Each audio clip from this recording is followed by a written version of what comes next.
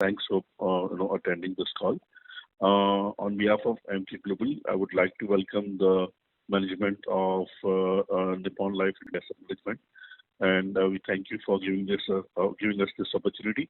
We have along with us Mr. Sandeep Sikka, who is ED and CEO, Mr. Pratik Jain, CFO, Mr. Saugata Chatterjee, Co-Chief Business Officer Distribution, Mr. Ashwin Duggal, Co-Chief Business Officer for Institutional, Mr. Aparagya Saha, Chief Digital Officer, and Mr.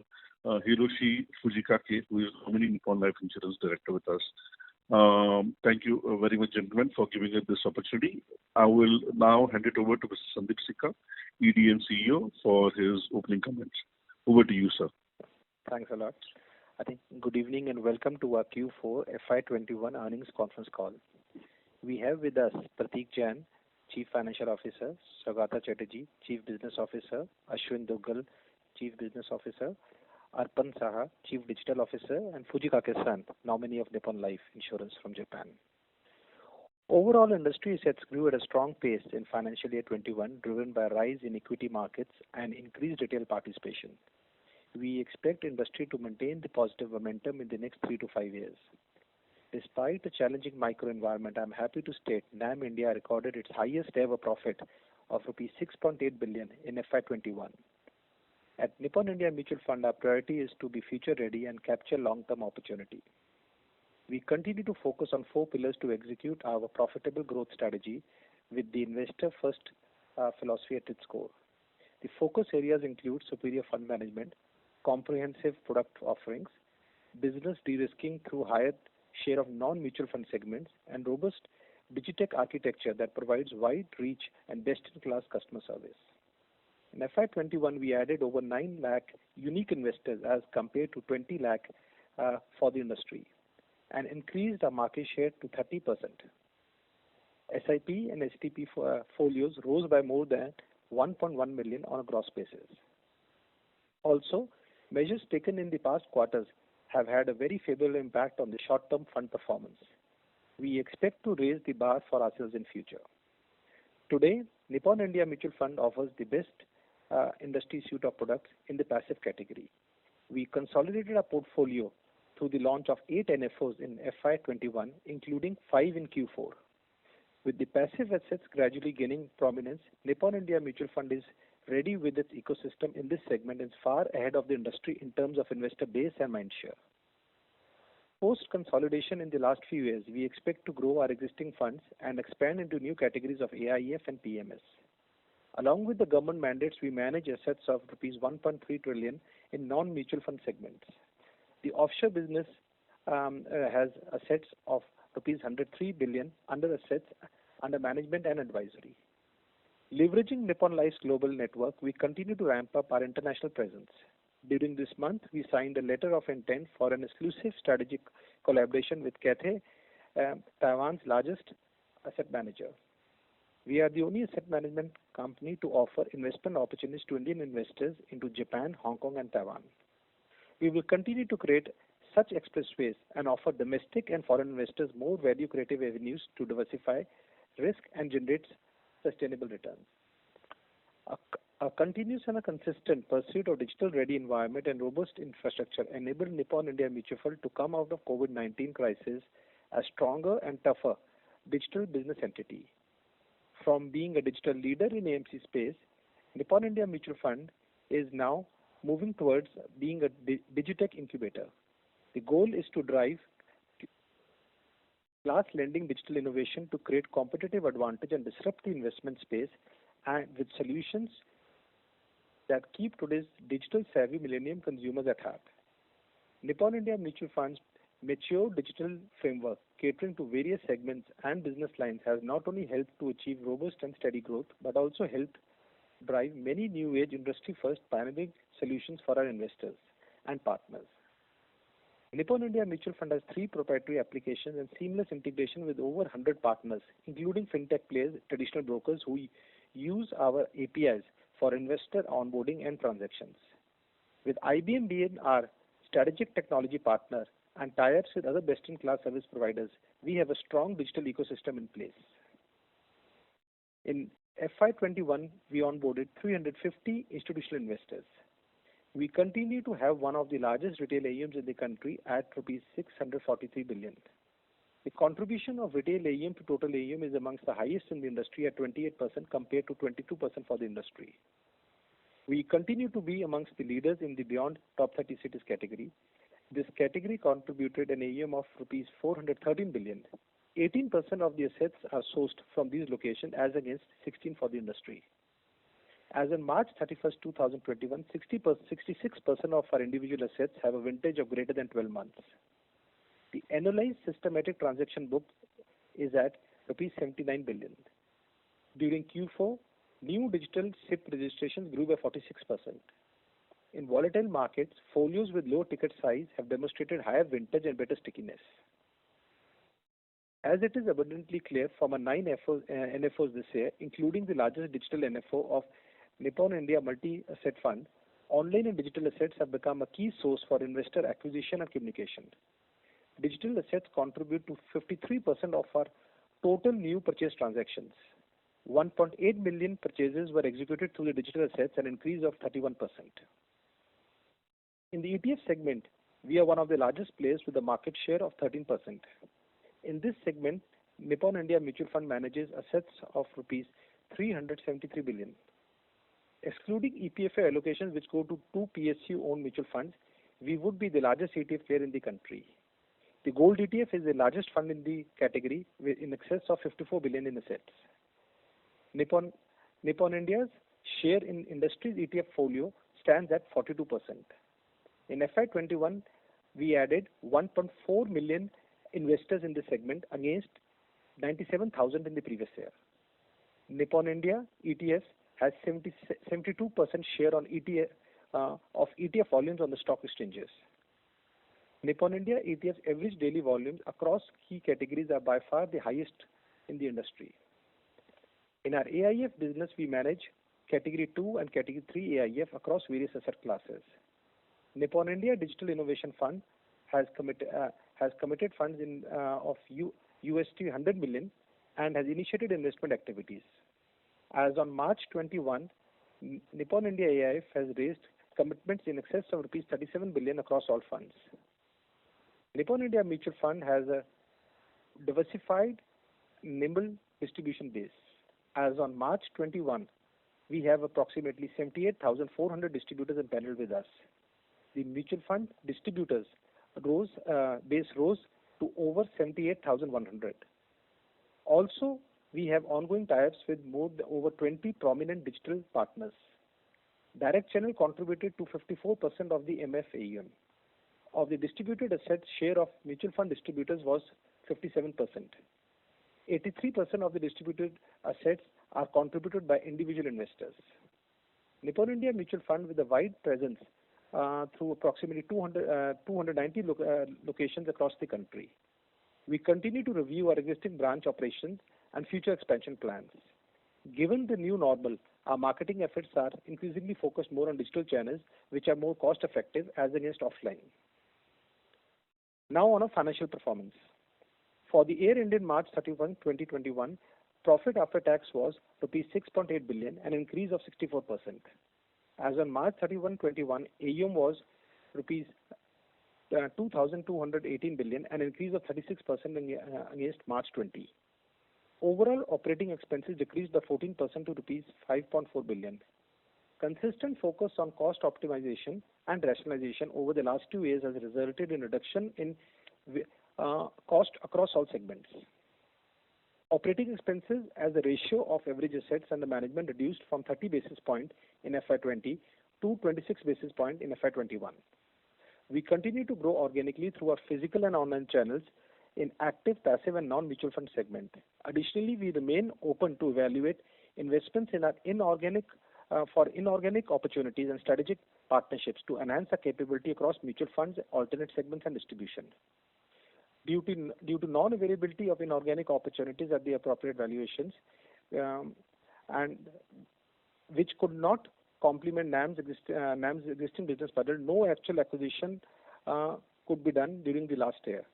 Also, the non-mutual fund segments saw slow growth, highlighting highlighted by slower economic growth and COVID.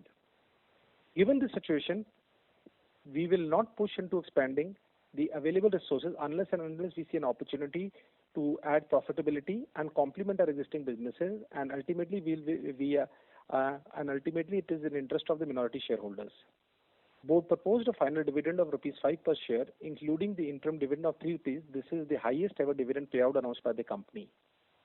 NAM India has initiated the process to become a signatory to PRI, world's largest voluntary corporate sustainability initiative, and adopt ESG processes across investment funds and the company as a whole. As a responsible asset manager, we will continue to enhance capabilities to carry out stewardship responsibilities and give voice to minority shareholders who participate in our mutual funds. At NAM India, investor centricity remains a key theme. We strive to deliver a complete product of suite customized to investor needs, superior fund performance, and efficient client services based on comprehensive digital ecosystem. We are confident to continue our trend of profitable growth in the coming quarters. Before concluding, I would like to also welcome our new board members, Mr. B. Shriram, who is a banking and financial services veteran, having a rich experience of 37 years, and Ideguchi-san, member of Board of Directors of Nippon Life Japan. We are sure with the induction of such esteemed individuals will strengthen our board, and we will continue to gain from the valuable guidance, specifically in the areas of finance, risk management, governance, and business growth. With these comments, we are happy to take your questions. Thank you.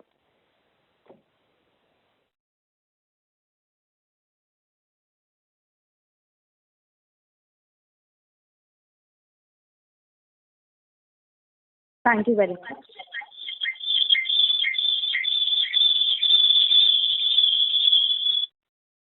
We will now begin the question and answer session. Anyone who wishes to ask a question may press star and 1 on the touchtone telephone. If you wish to remove yourself from the question queue, you may press star and 2. Participants are requested to use handsets while asking a question. Ladies and gentlemen, we will wait for a moment while the question queue assembles.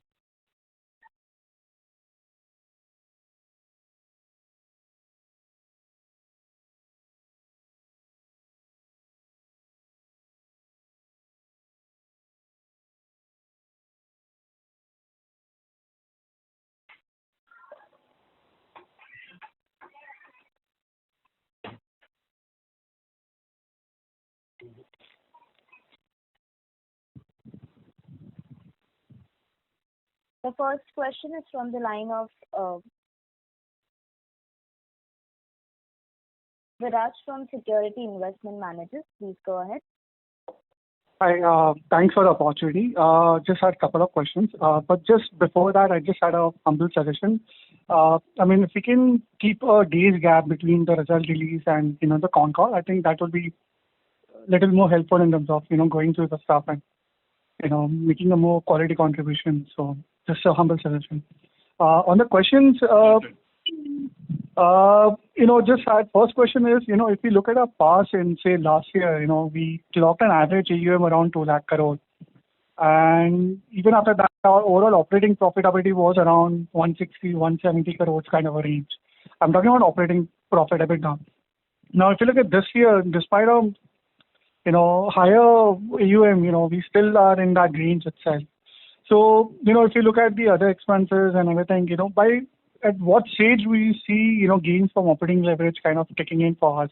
And in this quarter also, we've seen some kind of spike in other expenses. So is there any one-off in this or anything, any color you can provide? So that is one. Second is, if you can just provide some color in terms of market share, both on absolute and incremental basis in T30 and B30 cities for us. So, yeah, that is second.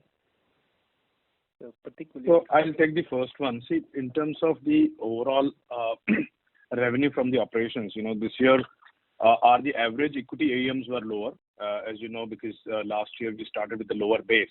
And therefore, there was if you look at the overall equity average annual AUM, it was down by about 10 to 12%. And correspondingly, that revenue was accordingly down by about 8 to 10%. But if you see from an operating profit perspective, from an expenses, last year we were at 633 crore. This year it is 542 crores. the in the last quarter, there has been marginal increase, but these are of one-off expenses. Otherwise, from a basis point, if you see, expenses used to be 30 basis point of our AUM. Today, it stands at 26 basis point. And in terms of the overall realization also, we are at about 52 basis point on the net operating revenue. So we are, in line with the industry. Okay, just coming on the operating profit bar, the reason I'm asking is if I compare to, say, March quarter of last year, right, we did an overall equity and, say if I combine hybrid as well, somewhere around 67,000 crores kind of AUM. This year we clocked, somewhere close to around 90,000 crores kind of AUM, equity and balance. Still, one would think that the operating profitability, would be somewhat higher than what. Then you have to just compare the quarter on quarter. So if you see quarter on quarter, then we are operating income wise, we are 152 crore versus 150 crore last year. See, when you will try to compare this AUM, quarterly average AUM with an annual results, probably it may not give you the right result. So, for the comparative quarters, we have a revenue of 280 crores versus 255 crores. And a profit of 152 crore versus 150 crore. Okay, and the one-off expenses and other expenses, what are these for? Yeah, so as mentioned that during this COVID times, what we've been doing is we've been investing into our digital and technology infrastructure.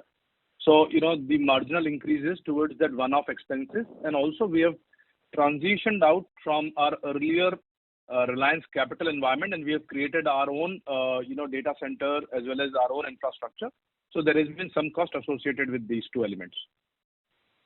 Okay, and on the market share, if you can talk about it. Yeah, so if you see, we have seen, we have actually arrested, that there was a corresponding decline which we have seen over the past 1.5, 2 years, predominantly started with the group-related issues. But I think, this decline has been broadly arrested. And also we have seen, in terms of our performance coming back sharply, I think, last quarter we were, broadly flat in terms of our market share.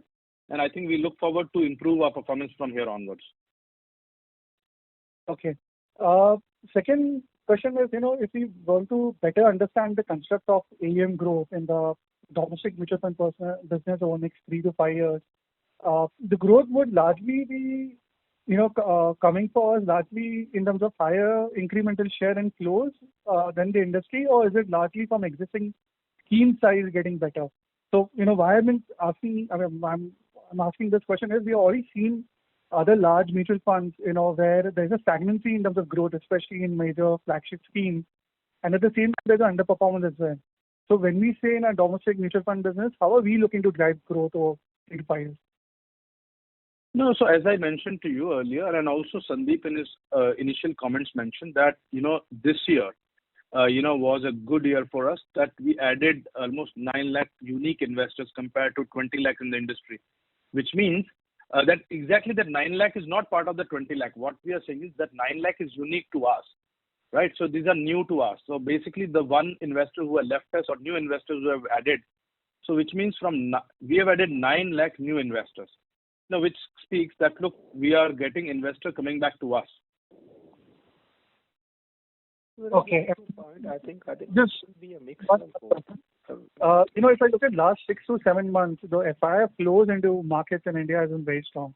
But when we look at flows or book scale in our international business, it's been relatively lower. So just want to understand why is that? I mean, one of the feedbacks we just wanted to give is that some of the agility or aggression in terms of leveraging parent network or launching new products to tap flows seems to be slightly less. So, in last 1 year, we've seen several new products being launched in passive active space by other funds, which could have naturally come to us. So, what are we doing on that front? That's all. Thank you. I'll take that one.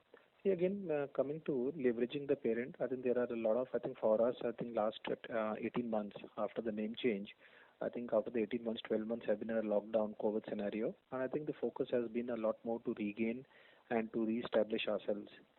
I think we clearly have been trying to leverage the parent on various things which could be not beyond beyond only the products and the AUM. Having said that, I think we have launched two real estate funds in Japan. We have the digital innovation fund that I talked about. Our recent tie-up with Cathay is also, I think, because of the parent. And I think you will see a lot more happening. The last 12 months across the globe, all asset managers and across all asset owners have been going through a different challenge. So the last 12 months should not be seen as a benchmark. I think there's a lot that is happening, and you'll continuously be updated on a lot of initiatives that we are driving in the international markets and leveraging the strength of our parent to get new things into India. Okay, I'll come back in queue. Thank you. Thank you. Ladies and gentlemen, in order to ensure that the management is able to address questions from all participants, request to please limit your questions to 2 per participant. If you have further questions, you may rejoin the queue. The next question is from the line of Amit Nanavati from Nomura. Please go ahead. Yeah, hi. I just had a question on OPEX. If I look at operating expense for the full year and just try and knock off the one-offs that were sitting in the base or either with the new regulations kind of netting off in the revenue itself now, it seems like employee cost and other expenses are more or less flattish on a YOY basis. Basically, your employee cost is down, but largely we had a 50 crore of ESOP sitting in the base, and probably the outsourced expenses and the brokerage and incentives are now netting off in the revenue. Just adjusting for that, it looks more like a flattish OPEX. Is that a fair way to look at it? Yeah, you're right, Amit. Right. So all the adjustments that needed to be done, either because of the whole regulatory changes or because of whatever one-offs we had in the base, is largely behind, and what one should expect from here on is more a normalized trend in OPEX. That's the way to look at it, right?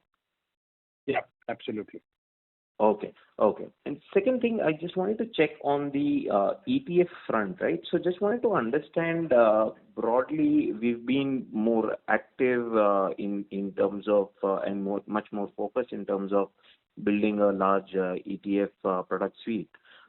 Just want to understand what are the yield gaps between, say, a more liquid ETF versus an relatively illiquid ETF. The reason I'm asking is basically just wanted to understand if liquidity becomes a right to win in this product, and to that extent the profitability trends could be meaningfully different, while it may still be much more lower than the active funds, but the profitability versus, say, a liquid Nifty ETF for us versus an illiquid Nifty ETF for someone else may be very different.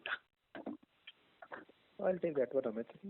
So, Amit, if you were to go to slide 22 of our presentation, I think that will tell you about the volumes and the liquidity. And for a minute, Right. if we forget, the profitability, let's not see from our point of view, let's see from the investor's point of view. For the investor who's coming into ETF, if there is no liquidity, there's an impact cost which could be as high as 2 to 3% between the ask and a bid. And that defeats Right. the objective of coming into ETF. So I will not say liquidity is the only thing that is required to win, but liquidity is a prerequisite. So if you were to look at the slide 22, you were to look at some of the ETFs by name which are there. If somebody was to invest even 1 crore rupees in some other ETF, the bid ask, the difference can go to 3 to 5%. So I think liquidity is a prerequisite for this, and this is one segment where I think the volumes will drive volumes. So today, if you have to buy 1 crore rupees of ETF and the total liquidity available is 5 lakh rupees, you can't do anything. So from our perspective, I think we are happy to share. If you look at the Nifty ETF, X of Nippon ETF, we are 41 times the industry. If you look at the banking ETF, we are X Nippon, we are 27 times the industry. Gold, we are 11 times the industry. And liquid ETF, we are 56 times the industry. So I think it's a very big advantage. Yeah, but just wanted to understand if that can lead to any pricing differential, say, versus what a competitor with a low liquidity may be charging versus what you would be charging in a like-for-like product. I think I have always believed, I think we have to see to win this game, I think you have to see the investor first. I think for us, I think whether the few basis point plus minus fee, will it make a difference? I think the ETF is ultimately going to be a volume game, and how do you build a volume is more important. So I've been rather than getting an advantage of 1 or 2 basis point in ETF, I mean you can charge more. I think the key is can you multiply it 10x. I think that's the way we see it. And from our perspective today, at an ETF AUM of 37 crores and a blended yield of I think Pradeep, it will be about 19 basis point. Yeah, X of CPC, yes. ETF, 19 basis point. I mean, I think, and if I was to link it with the earlier question, the first question that came, the blended yield. Today, if you were to look at it, this is a segment which adds about 50 crores to the profitability. If you see the blended yield, you might say that the realization has come down, but if you see in isolation, this is a segment which is adding 50 crores to the profitability. If it was not there, the profit would not be there. So I think, and from our perspective, we have always maintained we will be launching products not thinking what is good for the balance sheet. We will be launching what things are in the product categories which are good for the investors, and in due course of time, it becomes good for all the stakeholders, including the shareholders. Understood. Last thing, just on the distribution mix, you see banca is coming off meaningfully, right, in the last 3-4 quarters. Any reason specifically why is that happening, 28-30% to now 22%? So I'll take this one. So see, what is happening, Amit, is that, on one side, obviously from a bank perspective, there is not much left from their fee-based income, and therefore they are trying to push other product where their revenue realization is higher per product or per SKU. And on the other side, many of these investors have become smarter, and they are coming into the direct. So if you see, last year our average was about 15% of direct in the equity alone. Now that has gone up to about 17 to 18%. So what is happening? Many of these investors are now also coming direct, and also the advent of the investor advisors, RIAs. This will eat up going forward into the bank augmented assets. Understood. That's it from my side. Thank you. Thank you. The next question is from the line of Kashyap Javeri. Please from MK Investment Managers. Please go ahead.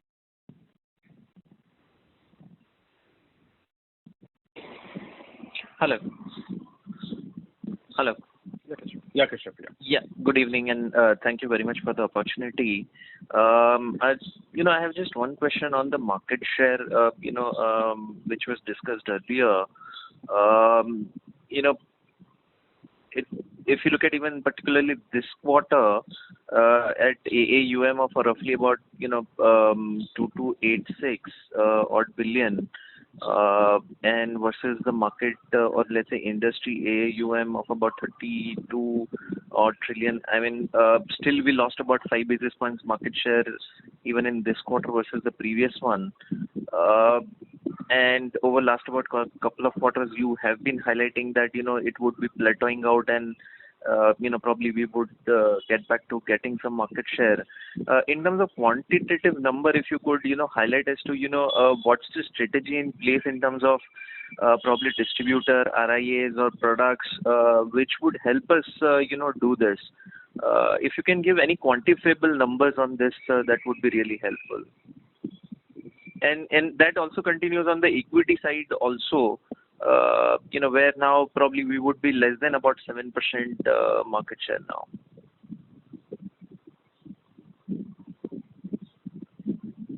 So from a quantitative perspective, it's so very difficult to put across. But if you see the trend in the decline, that has plateaued. Because obviously, last 2 years, actually bowed by both, some bit of underperformance, from our side as well as the group related issues. We saw, especially on the debt side, we saw a lot of asset moving out of our, asset. But what you've seen is, in some of the categories, especially with respect to the ultra short term and short term category, we have started getting back the traction, and our market share has improved.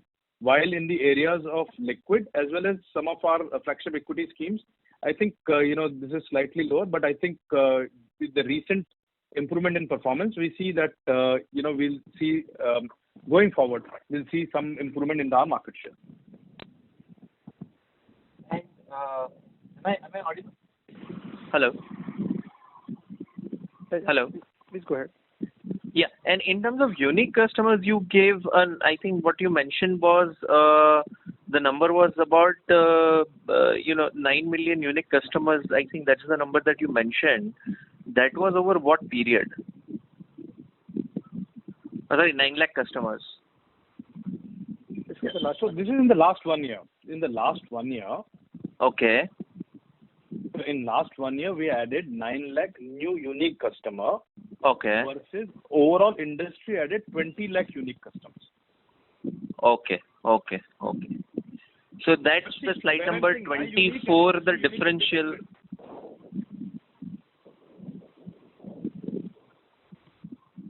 Sorry, I sort of missed that conversation. If the last sentence that you mentioned was...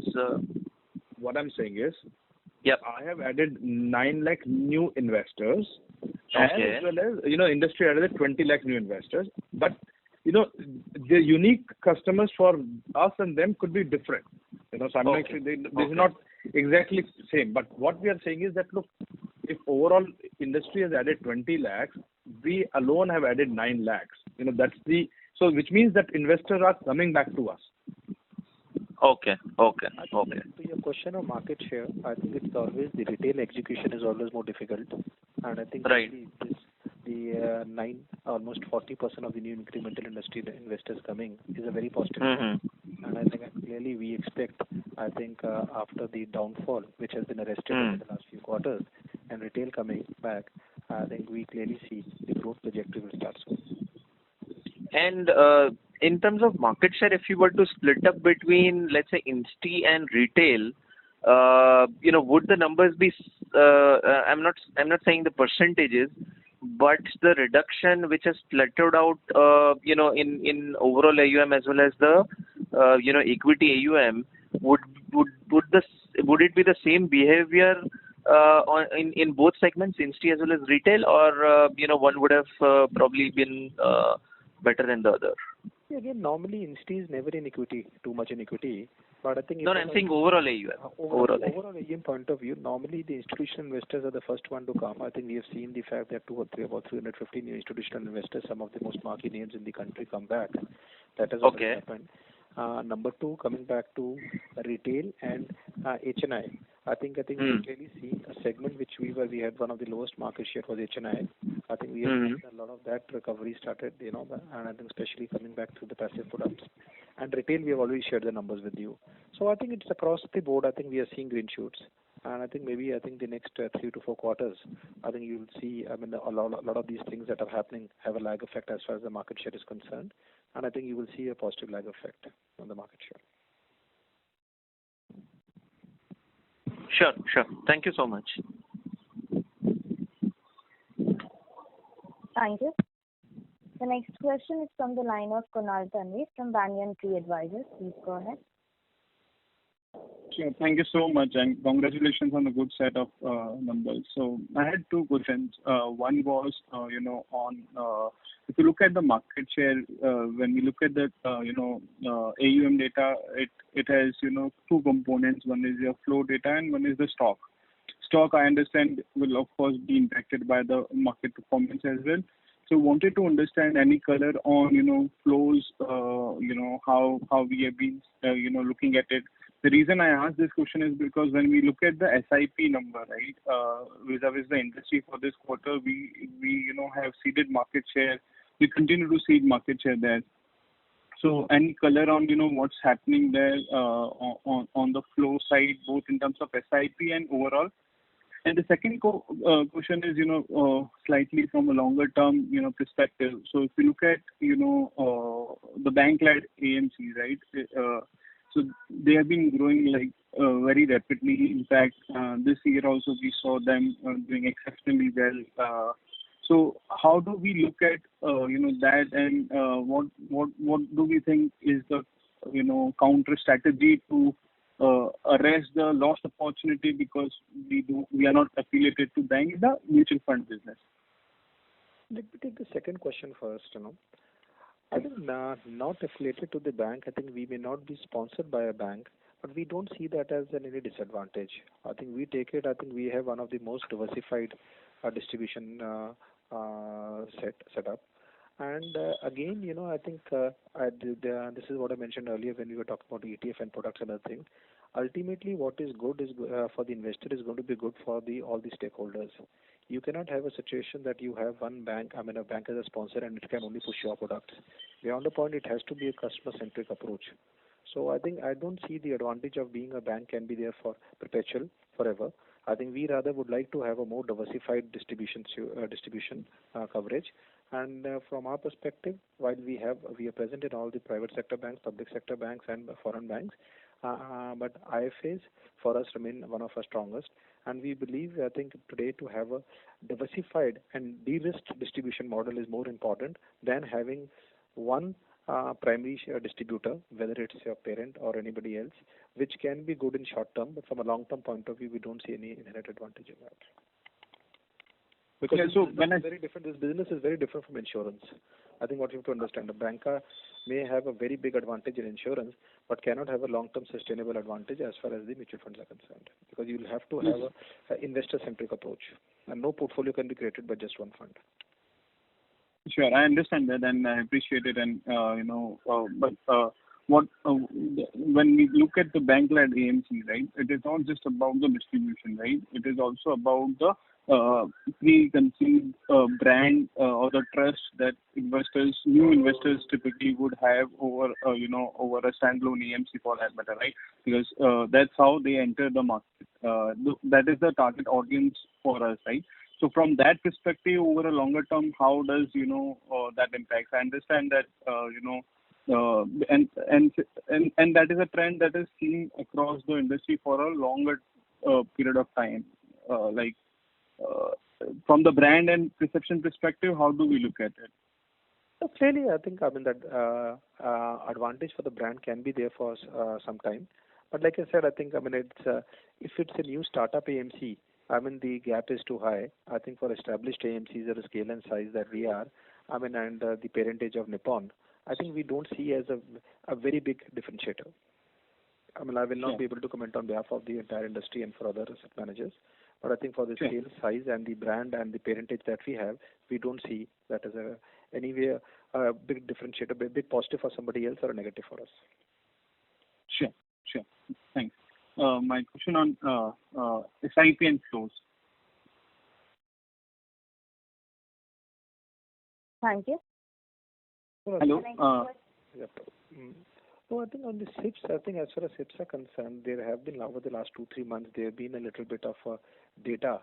How the data has been coming from AMFI, and earlier it used to be live SIPs, then it was the in cash SIPs and cash. Then there was also a period when I think they were last quarter. There were 2 holidays in the starting of the month. The data got a little changed, But I think from our point of view, I think we have remained consistent. We are roughly having about nearly a flow of 6.6, nearly about 8,000 crores per annum annualized SIPs, about 35 lakh SIPs we are having. I think again from our perspective, one of the biggest advantage that we have, our SIP size is lower than the size of the industry, which adds to the stickiness. And I think for us, because we remain very active in smaller cities and towns, the stickiness will play out, I think, especially even more during the volatile markets. And that's what we saw, especially during the last 2-3 years, even when there were one of the promoter group issues or during the volatility, the stickiness of our SIPs was very good. Okay, sure. I'll get back in the queue. Thank you so much. All the best. Thank you. The next question is from the line of Cedric from B&K Securities. Please go ahead. Thank you for the opportunity. Sir, my question is with respect to your ETF philosophy. Obviously, we are very clear on the direction. So from a customer perspective and distribution perspective. So my question is, let's say incremental one HNI is coming back to us and it is putting in or thinking of putting in 100 rupees in. So do we see ourselves in a position where he'll place probably 50 rupees in our ETFs and place the other 50 in the competitor's active fund, given the fact that we are pushing ourselves to be very good in ETFs, and let's say a competitor is pushing himself to be very strong and active, do you of course, I understand the incremental benefit that's coming from ETFs, but the delta, is there any possibility of that scenario playing out, that let's say worst case scenario playing out? So I think I like to just clarify. I think for us, it is not ETF versus active. I think the approach that we are taking is it's a customer-centric approach. Let the investor decide what he wants to do. For us, active funds remain our bread and butter, and we continue pushing. And even today, 90% of our revenue comes from active funds. I think the ETF is a part of being future ready. I think as investors' behavior can change. I think we take pride in the fact that we are one of the few asset management companies, or maybe the only one, which is in a state of readiness if the investors were to move towards ETF. So I think first I want to just try to address that it is not active versus ETF. Coming to number two, as far as ETFs are concerned, unlike active funds, where an investor normally likes to diversify between 4 to 5 funds, in ETF he does not do that. I mean, because the underline is the same. So if he's coming in an Nifty ETF, he's not going to be going to 4 ETFs and dividing it. He'll typically come to one, and that's exactly the reason the size and the volume. I think what I mentioned earlier on the slide 22, that tells you the story. So I think from our perspective, like I said, I think we are very clear that I think active remains our core, but we do not want to say we will only push active even if the investor wants ETF. So we let this choice to be made by the investor, and we want to be in a state of readiness. If he decides to wants to go to ETF, I think from our perspective, we are a supermarket and we'll be ready with that. Yeah, just to add, Ajox, to what Sandeep said in terms of data. See, the developed market, has about 40% of the money in the ETFs, while in India it is 10%. So, one is that, the growth, what Sandeep is mentioning. The other important data one has to understand is that in India, of the 10%, 85% comes from the institutional investors. So the point in here is that, look, it is not, when one say that, look, not retail, every retail investor is gearing up for the ETF. The ETF growth has come from predominantly from the institutional side. So once that trend changes, which is the 40% in US, and that is what we are saying is that we are future ready for that change to happen. So I mean, if you were to go to today's, I think yesterday's ET Wealth in the large cap, 3 out of the top 5 are ETFs. So I think we let the investor choose. We are not here to push what we want, what we feel is good for us. I think it's the investor has to make that call. Got it, sir. And sir, from a distributor's angle, let's say an IFA, again, same ETF philosophy. I mean, will he be threatened given the fact that, okay, now that a lot of new launches are happening, everything is happening on the ETF side or passive side, whereas again, a competitor is launching an active fund.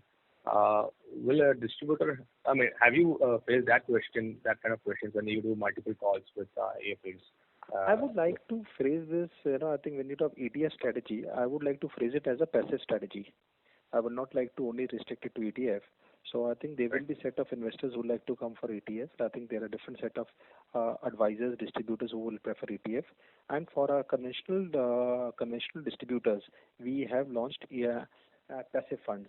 So technically speaking, the underlying could be an ETF, but actually it's a passive fund.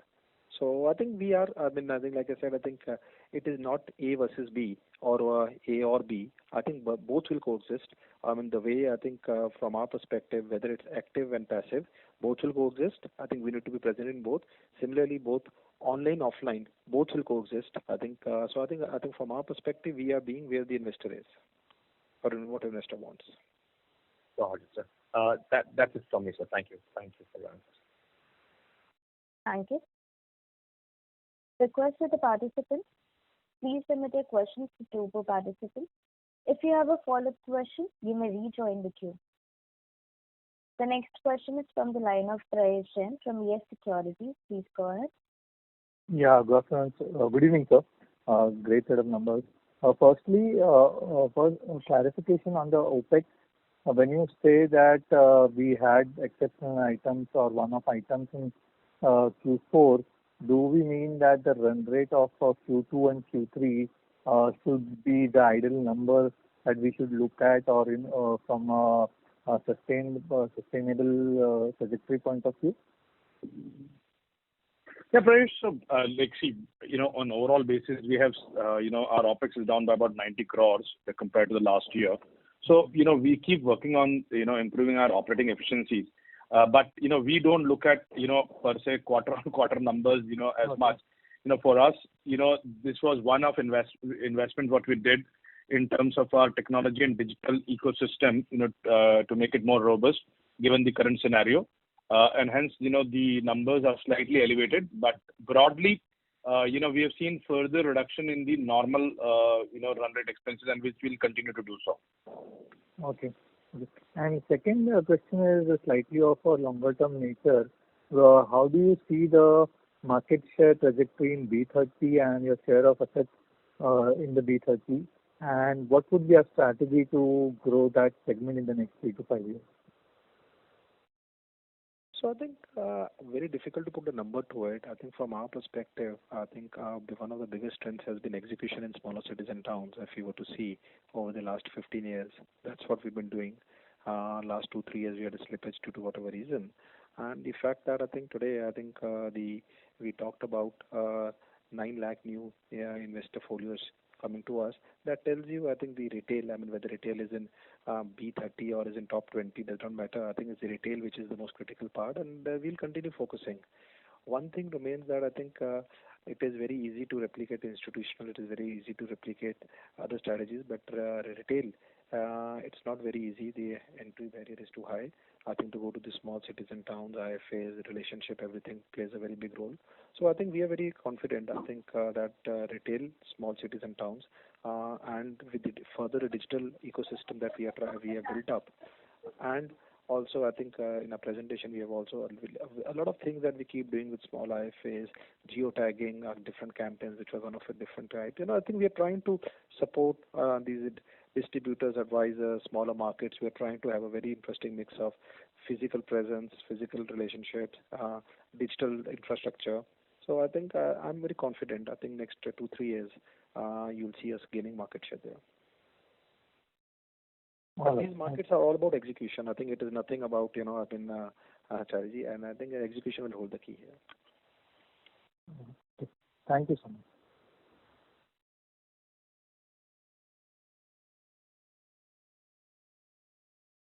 Thank you. Does this answer your question, sir? Yeah, it does. Thank you so much. Thank you. Reminder to the participants, anyone who wishes to ask a question may press star and 1.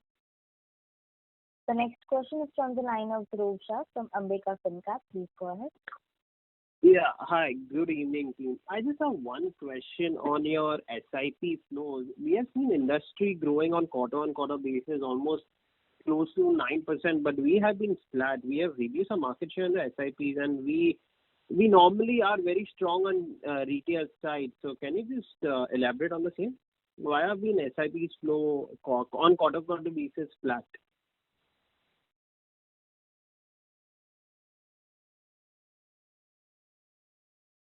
That is, you want to take it?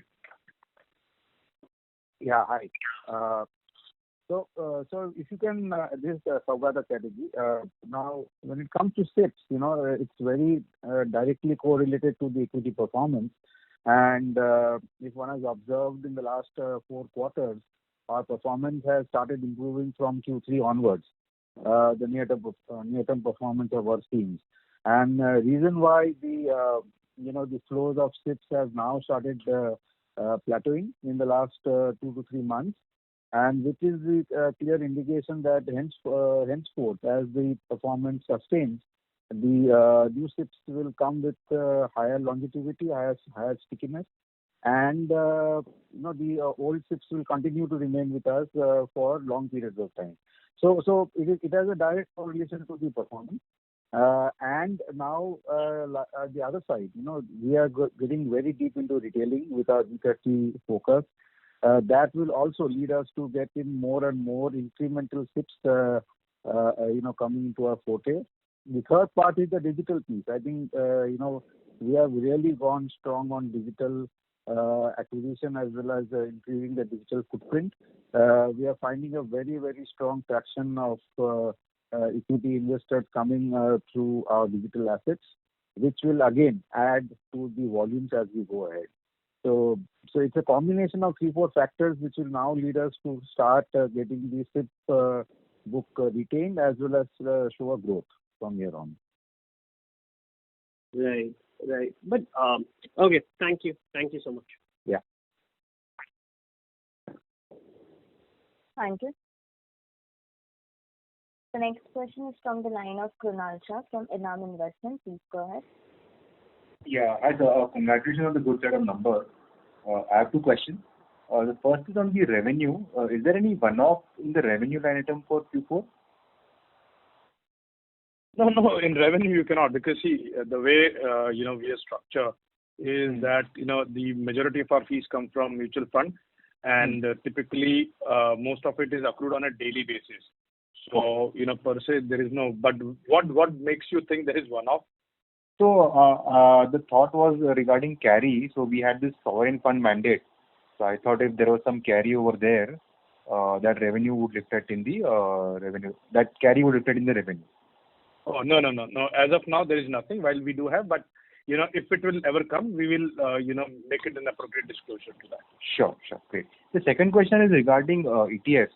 So I think Sandeep sir mentioned that 19 basis points kind of yield we do. Can you share the OPEX in terms of ETFs? How is it versus the company average, or broadly something?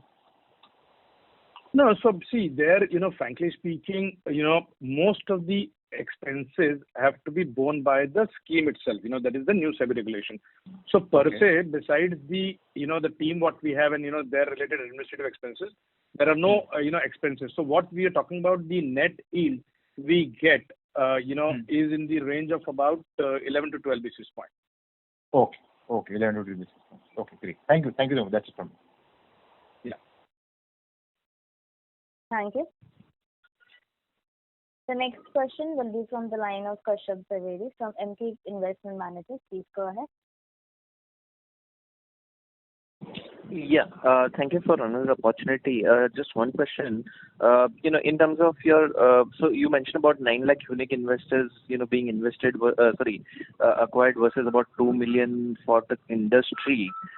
If I look at on quarter basis, that implies about 7 lakh customers out of 1.3 million which the industry added. Anything unique that would have happened in this quarter, because that run rate is significantly higher than what we have seen in the past for us as well as industry? This is not for the quarter. This is for the financial year, 9 lakh. Yeah. I understand it's for financial year, but I mean, you give that data on quarterly basis also, right? So I'm just, reducing quarter 3 number of the total customers that we had, which is 6.2 million, and now we have about 6.9, and versus 21.5 for industry, it is about 22.8. This is versus quarter 3, which implies an addition of 7 lakh in the fourth quarter itself. Again, I think from our perspective, the digital infrastructure that we're building up, things are falling in place. I mean, very difficult to attribute any one particular reason, but I think it's a mix of multiple things which are happening. Okay. Sure. Thank you. Thank you. Ladies and gentlemen, due to time constraints, this was the last question for today. I would now like to hand the conference over to Mr. Jignesh Shial of Emkay Global for closing comments. Yeah, thanks a lot once again to the entire management of NAM India, and also thank you very much all of you for participating in this call. Thanks once again, and have a nice day. Thank you. Thank you very much. Thank you everyone. Thank you. Thank you. On behalf of Emkay Global Financial Services, that concludes this conference.